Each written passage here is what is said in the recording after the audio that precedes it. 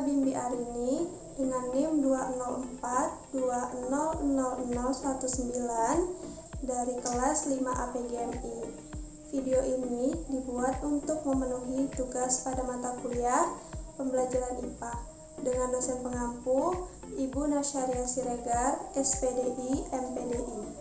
Ada beberapa hal yang dapat digunakan guru dalam menjembatani pembelajaran, diantaranya penggunaan media, bahan ajar, metode, serta model pembelajaran. Model pembelajaran IPA yang sesuai untuk anak sekolah dasar adalah metode pembelajaran yang menyesuaikan antara situasi belajar siswa dengan situasi kenyataan yang ada di masyarakat. Aspek penting lain yang harus diperhatikan oleh guru dalam pelaksanaan pembelajaran IPA di SD adalah melibatkan siswa secara aktif dalam pembelajaran untuk mengembangkan kemampuan berpikirnya. Model pembelajaran yang pertama yaitu Contextual Teaching and Learning atau CTL.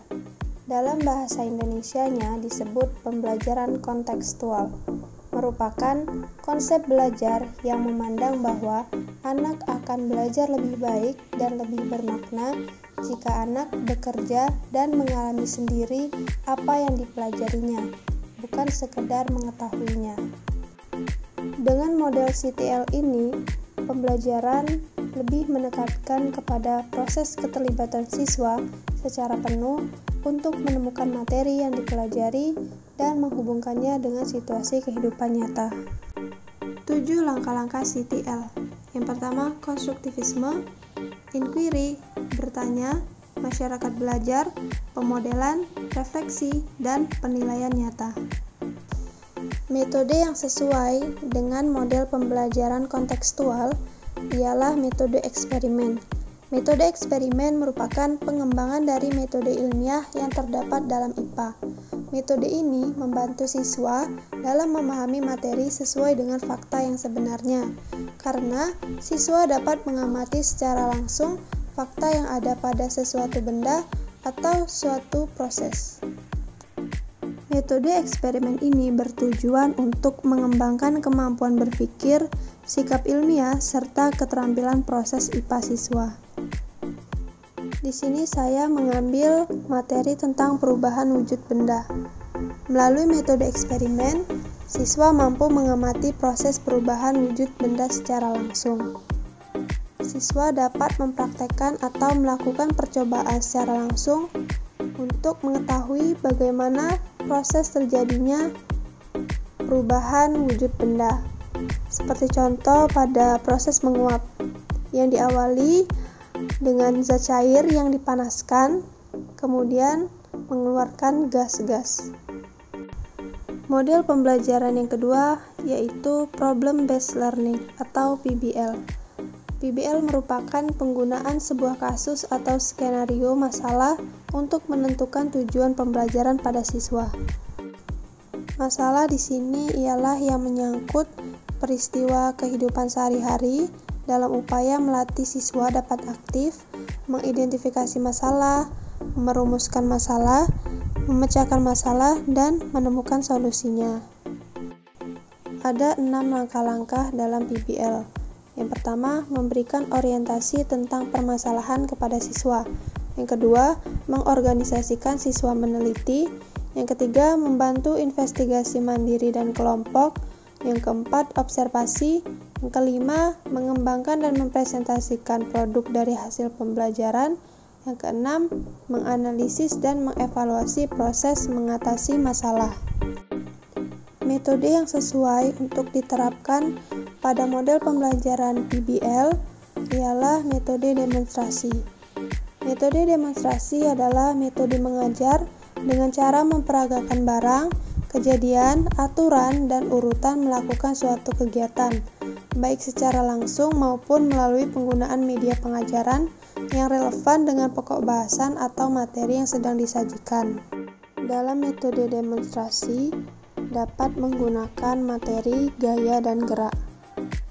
Salah satu siswa diminta guru untuk mendemonstrasikan apa pengaruh gaya dorong dan gaya tarik terhadap gerak suatu benda. Model pembelajaran yang ketiga yaitu discovery learning. Discovery learning adalah pembelajaran yang mendorong siswa untuk menyelidiki sendiri, menemukan, dan membangun pengalaman dan pengetahuan masa lalu, menggunakan intuisi, imajinasi, dan kreativitas, dan mencari informasi baru untuk menemukan fakta, korelasi, dan kebenaran baru. Pengetahuan yang didapat dengan proses ini akan bertahan lama dan lebih mudah diingat karena siswa mencari, melakukan, dan memperoleh sendiri, sehingga lebih mudah diingat. Ada 6 langkah-langkah dalam discovery learning. Yang pertama, stimulasi atau pemberian rangsangan. Yang kedua, identifikasi masalah. Yang ketiga, pengumpulan data. Yang keempat, pengolahan data. Yang kelima, pembuktian. Dan yang keenam, penarikan kesimpulan. Metode yang sesuai pada model pembelajaran discovery learning ialah metode simulasi. Metode simulasi merupakan metode yang digunakan dalam pembelajaran IPA untuk mengabstraksi kenyataan yang ada dengan pemeranan yang hadir dalam bentuk peran. Tugas pemeranan ini membuat siswa merasa percaya diri, kreatif, dan senang, sehingga dapat memotivasi siswa dalam belajar. Contoh penggunaan metode simulasi pada materi perubahan kenampakan bumi dan benda langit. Misalnya dalam melakukan simulasi proses revolusi dan rotasi bumi, di mana siswa mensimulasikan proses tersebut dengan cara seorang siswa yang menjadi bulan, bumi, dan matahari.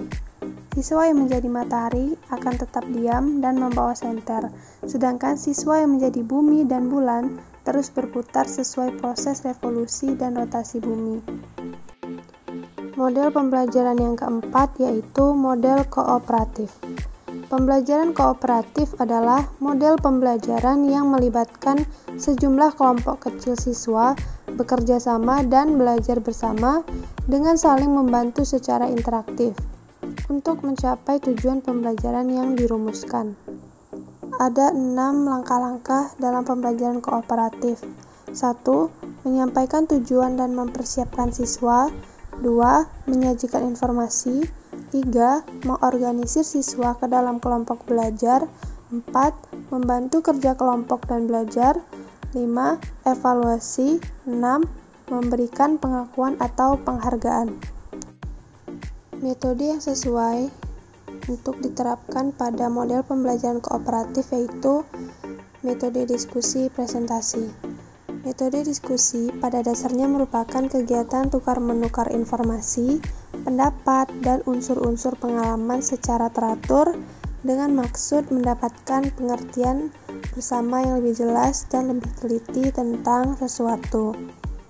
Pada metode ini, diharapkan semua anggota dapat memberikan sumbangan pemikiran untuk hasil diskusi bersama.